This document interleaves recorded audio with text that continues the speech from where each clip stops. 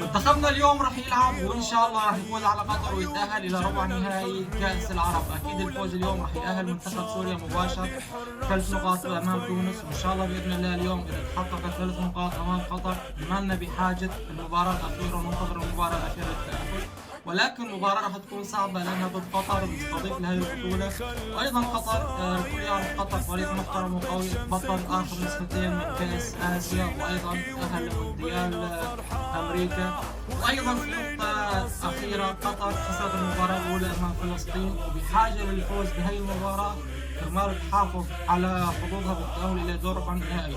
منتخب قطر ولاعبين قطر ما راح يرضوا بالخسارة الثانية على التوالي والخروج من هذه البطولة من دور المجموعات، فلهذا الشيء راح يكون عندهم حماس قوي وراح يكون عندهم دافع معنوي قوي لحتى يفوزوا على سوريا ويبقوا على حظوظهم بالتأهل. ولكن إن شاء الله اليوم مع احترامي وحبي للجمهور القطري والمنتخب القطري، ولكن نسور قاسيين راح يفوزوا اليوم وراح يضمنوا التأهل من الجولة الثانية إلى ربع النهائي.